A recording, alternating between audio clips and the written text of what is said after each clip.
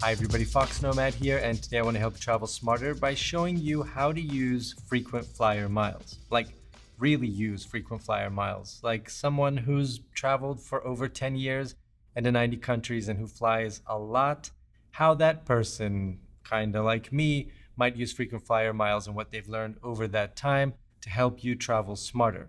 And you don't just have to use frequent flyer miles for free flights or upgrades. There are actually a lot of different things you can use frequent flyer miles for, and it's pretty easy to use frequent flyer miles. It just requires making sure that you redeem and claim the miles that you've actually flown, using the right programs, so using the right programs for your type of travel, and some good old-fashioned digital organization.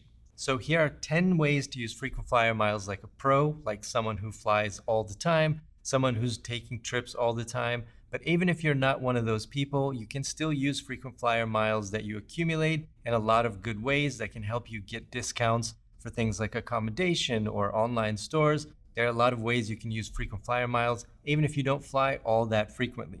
So the first thing is to sign up for mileage programs. Now, it seems pretty common sense and straightforward to sign up for mileage programs, but like I mentioned before, a lot of people think, I don't fly enough to actually use my frequent flyer miles. I'll never get a free flight, so it doesn't make any sense to sign up for a mileage program. Usually when you're thinking about signing up for a mileage program, you've either just flown or you're about to fly or you're at an airport and they give you that little card to fill out. Well, you should sign up for those mileage programs because even if you don't earn enough to get free flights, you can still use those miles for things like discounts. You can convert them to cash in some cases. You can donate them to charitable causes. You can transfer them to family members who might have enough miles for a flight or they just might be really close to getting that free flight. There's still a lot of things you can do with frequent flyer miles, even if you don't get to that magic number for a free flight. So make sure that you do sign up for those frequent flyer mile programs. And most miles are going to last 12 or 18 months. So if you use that mileage account at least once in that time, and it doesn't always necessarily mean you have to fly, you just need to use the mileage account, whether it's buying from the online store that the mileage account is tied to, or whatever it happens to be. Chances are, if you fly at least once every 18 months, you're going to accumulate enough miles over a long period of time, like a couple of years, to make those miles actually come in handy for things like that free flight you want. Number 2, use airline alliances. So now that you know you should sign up for mileage programs, which ones should you sign up for? It turns out not all mileage programs are made equal. Some are a little bit better than others. See, most airlines belong to one of 3 alliances. There's oneworld, there's Star Alliance, and there's SkyTeam. And all of those alliances combined make up over 50 different airlines. So Star Alliance has United and Lufthansa and Singapore, to name a few, for example, and oneworld includes American Airlines, British Airways, and Qantas, to name a few more. Aside from business agreements and code-sharing flights, alliances often mean that one airline's frequent flyer miles can be earned and redeemed with their partners. So rather than thinking of frequent flyer miles in terms of individual airlines, think of alliances. So if you fly Air France a lot, you'll be on SkyTeam. Lufthansa on Star Alliance. You get the idea. Now, here's the trick to using those airline alliances to your advantage. It turns out that within the alliances, the airlines that founded the alliance, that's United for Star Alliance, that's American Airlines for oneworld, and Delta for SkyTeam, it turns out that those airlines have more pull within the alliance. That often means that their alliance partners have to accept miles from those 3 airlines. But the reverse is not necessarily true. So if you take Star Alliance and let's go with Lufthansa miles and Singapore miles. Now, this might be different by the time you're watching the video, but in general, if you earn miles on Singapore Airlines, those miles generally stay there. You can't really use those on Lufthansa. You can't use those on Turkish Airlines. Those miles stay there.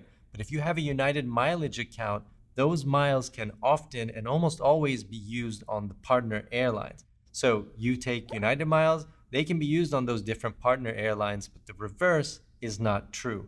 And that gives your miles a little bit more stretch because you can then use those on all the different partners. Whereas if you get locked into one of the partners, you can't necessarily use those miles on a different airline, even if it's within the same airline alliance. One caveat I'll add is if you know you're going to be on one airline, if you fly one airline very frequently, if you're a business traveler who goes from city A to B and back on the same route in the same airline, then it makes a lot of sense to use that airline's mileage account. And just remember that you're not limited to mileage accounts. You can sign up for United and Turkish Airlines and all these different other airlines. and just make sure that you're accumulating your miles on the airlines that you fly the most. And if you're one of those international travelers where you don't know what airline you're going to be on, then it makes a lot of sense to use those airline alliance members that I mentioned before. Number 3, give your frequent flyer number at check-in. Now, when you're booking your flight, if there's a tab to enter your mileage account and you can select the mileage account that you're allowed, then you should go ahead and do that when you book. If you're using this alliance strategy, make sure that you pick the alliance member that you want to use, one of the founding members. But no matter what you do at booking, when you get to check-in, make sure you then give your frequent flyer number to the check-in clerk as well. That helps get those frequent flyer miles credited to your account without having to redeem them later. A lot of times, if you don't give the mileage account at check-in, you don't get the credit for them, and then you have to go back later with your boarding passes and try to redeem those miles. I have found that if you give the number at check-in, almost always those miles get credited to you a lot faster and a lot easier than having to do it after the fact. Number 4, check your mileage account for proper credit.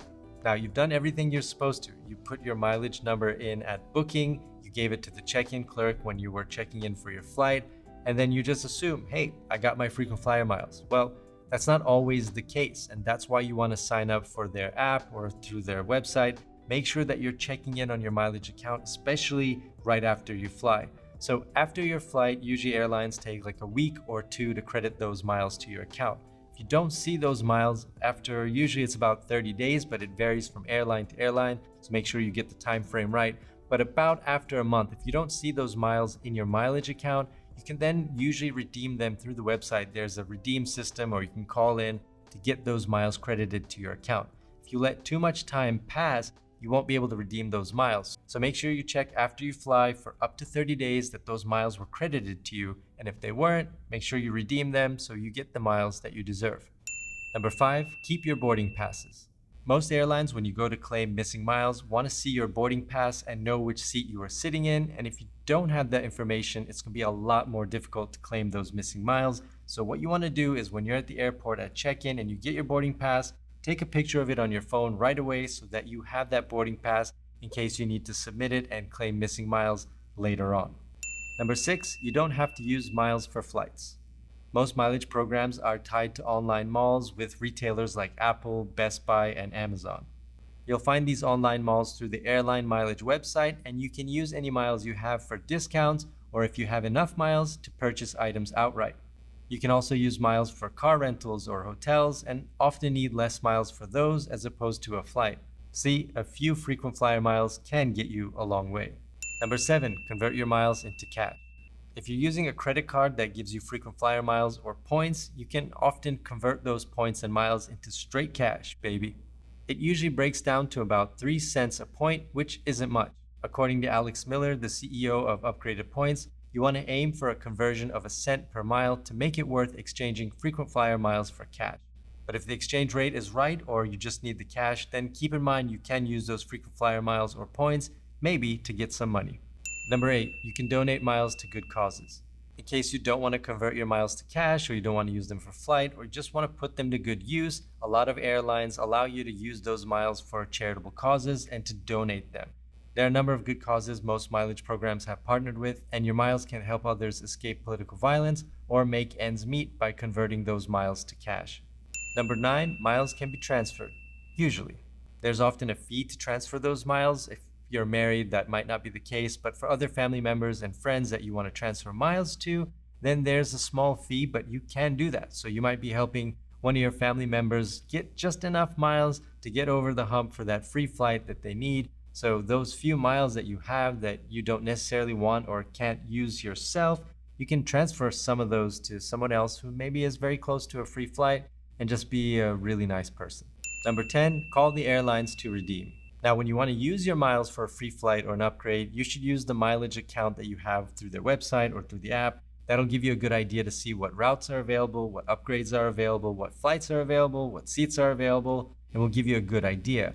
But what I would suggest to you is to then call the airline's frequent flyer mile program and to see what else is available. Because a lot of times a seat opens up or a route opens up, things happen very quickly, and the website isn't updated necessarily in real time. Those agents can see a lot of different options that you or I can't through the website. So if you give them a phone call, you can usually get some better deals. You might get a better upgrade. You might use less miles than you intended to. You might get a route that you didn't even know existed. There are a couple more options I've found in my experience. When I call the airline, I tend to get a better mileage deal or tend to get a better deal than if it were just me booking through the website. Doesn't always work, but it doesn't hurt to call. And usually the mileage programs don't take too long. You don't have to wait on hold too long. So it's not like calling the airline for pretty much anything else.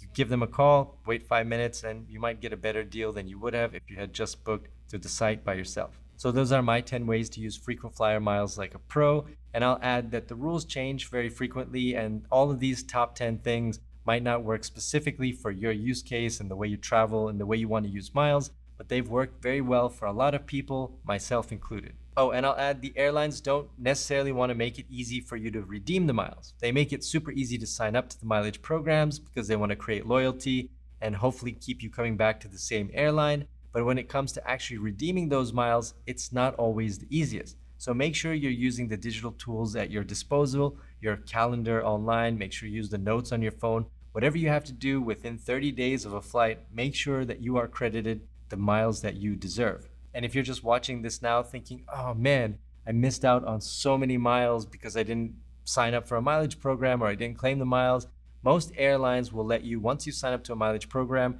redeem miles pretty far back in advance, like a year or two in the past. So if you can find those old boarding passes in your inbox, you might be able to claim those missing miles from flights that you took before you were even a member of that mileage program. And hey, you might be able to use those frequent flyer miles for a free flight you didn't even know you had coming, or for some of the other good ways to use frequent flyer miles. Hopefully this video has been helpful for you, but if you have any questions about using frequent flyer miles, let me know down in the comments below. And while you're down there, hit the like and subscribe buttons. I'll have new videos for you every week, and I will see you in the next video.